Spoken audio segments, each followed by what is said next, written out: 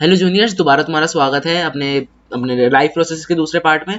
पहले पार्ट में हमने ये देख लिया कि हमारा जो फूड है वो मतलब सिंपलर न्यूट्रिएंट्स में कैसे कन्वर्ट हो रहा है, सब कुछ देख लिया। अब हम जानेंगे जो न्यूट्रिएंट्स बन चुके हैं, जो मतलब हमारा जो सिंपल फॉर्म में आ चुका है, जो हमारा जो कार्बोहाइड्रेट है वो सिंपल शुगर में हो चुका है, ग्लूकोज में कन्वर्ट हो चुका है, प्रोटीन जो है प्रोटीन हमारा चेंज हो चुका है अमीनो एसिड्स में, फैट जो है फैटी एसिड ग्लिसरॉल में चेंज हो चुका है। पर अब उसका क्या, उससे हमें कैसे न्यूट्री मतलब हमें एनर्जी कैसे मिलेगी। अब देखो, अब ये ब्लड वेसल्स के थ्रू, हमारे विलीज के पीछे क्या थे, ब्लड वेसल्स थे। अब ये ब्लड वेसल्स के थ्रू कहाँ पे जाता है, हमारे सेल्स के पास जाता है। अच्छा, सेल्स में हमारे होती है रेस्पिरेशन। क्या होती है? रेस्पिरेशन। रेस्पिरेशन का देखो, तुम्हें मैं फॉर्मूला बताऊं तो ये है। तुम्हें मैं रेस्पिरेशन का फॉर्मूला बताऊं तो एक मिनट मैं तुम्हें दिखाने की कोशिश करता हूँ, क्या पता है या नहीं है, शायद नहीं है, छोड़ो। रेस्पिरेशन में क्या होता है, तुम्हारा जो बाहर से जो अपना इनटेक होता है ऑक्सीजन, वो आता है अपने उस मतलब अपना जो C6H12O6 है उसके साथ रिएक्ट करता है और ब्रेक डाउन होता है बहुत सारी चीजों में, और हमें एनर्जी लास्ट में जाके मिलती है। हमें लास्ट में जाके एनर्जी मिलती है। अच्छा, गैसियस एक्सचेंज होता है रेस्पिरेशन में, मतलब हम एटमोस्फेयर से ऑक्सीजन लेते हैं, यहाँ पे लिखा हुआ है एटमोस्फेयर से हम ऑक्सीजन लेते हैं और ब्रीथ, अरे यार ये एटमोस्फेयर से ऑक्सीजन लेते हैं और CO2 को हम रिलीज करते हैं, सबको पता है हम ऑक्सीजन लेते हैं और CO2 रिलीज करते हैं। अब देखो, ये जो सिंपल फूड जो बना था, सिंपल फूड मतलब जो हमारे एमिनो एसिड्स और फैटी एसिड्स ग्लिसरॉयल और जो भी बना था ग्लूकोज, वो सब क्या करते हैं, एनर्जी रिलीज करते हैं कहाँ पे, सेल के अंदर। और इसी चीज को हम क्या बोलते हैं, सेलुलर रेस्पिरेशन। क्या बोलते हैं? सेलुलर रेस्पिरेशन, जो सेल के अंदर होता है। अब देखो, ये ग्लूकोज था C6H12O6। अब ये तीन मतलब तीन तरह के रेस्पिरेशन होते हैं। एक को बोल सकते हैं हम एरोबिक, एक को बोल सकते हैं एनारोबिक, और एक को बोल सकते हैं जो मीडियम वाला होता है। मतलब वो मैं बताऊंगा कि वो मीडियम वाला कुछ नहीं कहते, उसका भी कोई नाम होता है। पर देखो, एक जिसमें अच्छे से ऑक्सीजन जा रही है, मतलब ऑक्सीजन ले रहे हैं अच्छे से जा रही है, एक में जो ऑक्सीजन जा ही नहीं रही, ये दोनों। और एक बीच वाला केस जहां पे ऑक्सीजन है पर उतनी ज्यादा क्वांटिटी में नहीं है जितने हमारे काम बन जाए, उतनी ज्यादा क्वांटिटी में नहीं है। तो पहले हम देखते हैं जहां पे ऑक्सीजन बिल्कुल है। पर देखो, ये जो ग्लूकोज है ना, वो सीधा ऐसे एनर्जी नहीं देता। ये पहले टूटता है, किसमें? इसका नाम है पायरुवेट। ये एक कंपाउंड में टूटता है जिसका फॉर्मूला है, यहाँ पे मैंने लिख रखा है C3H12O6। ये तुम अपनी कॉपी में लिख लो, C3H12O6। सब कुछ सेम रहता है, बस कार्बन जो होता है वो 3 हो जाता है। ये 6 की जगह कार्बन कितना हो जाएगा, कार्बन 3 हो जाएगा। बस यही था। हाँ, तो ये पायरोविक एसिड, या फिर इसको हम पायरोवेट भी लिख सकते हैं। इसमें ब्रेक डाउन होता है पहले ही कार्बोहाइड्रेट्स, ये जो ग्लूकोज है वो ब्रेक डाउन होता है।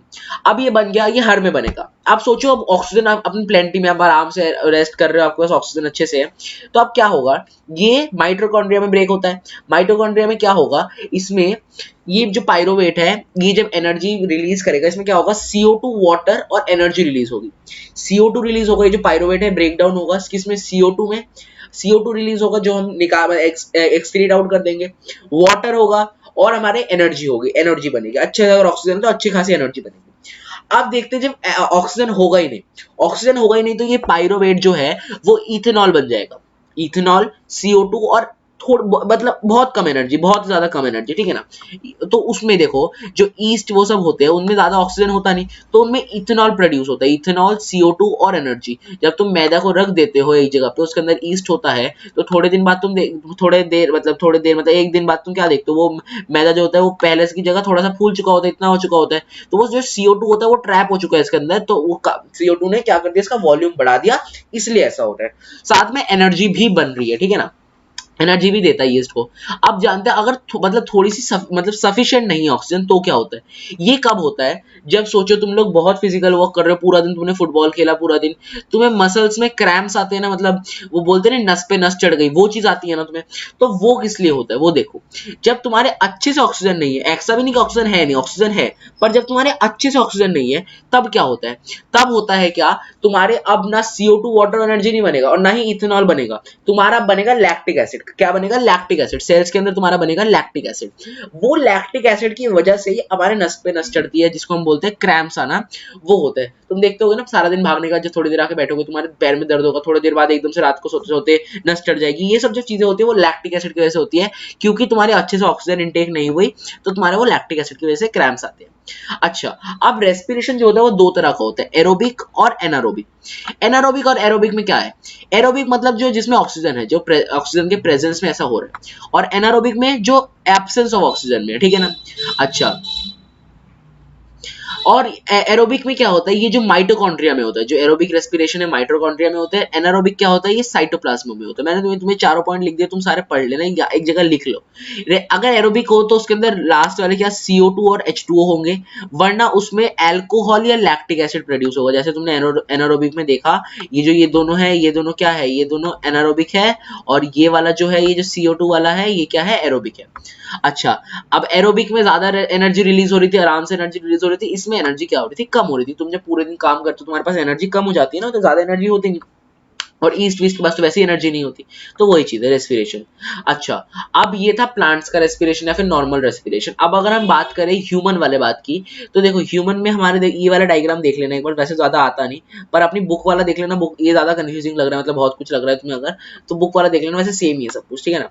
अच्छा, अब एक बार तुम देखो ब्रीथिंग और मतलब मैकेनिज्म ऑफ ब्रीथिंग देखो। हम जो सांस ले रहे हैं उसका दो प्रोसेस होते हैं सांस में, इनहेल करा, एक्सहेल करा। ये इनहेलेशन और एक्सहेलेशन, ये दो चीज होती है। अब इनहेलेशन में क्या होता है, हम इनहेलेशन करते हैं और थियोरेटिक कैविटी, थियोरेटिक कैविटी मतलब चेस्ट कैविटी, जो चेस्ट वाली होती है, इनहेल कर रहा हूँ, ये एक्सपैंड कर रही है। रिब्स देखो, अब अगला पॉइंट देखो, ribs lift up, lift up हुई मेरी रिब्स।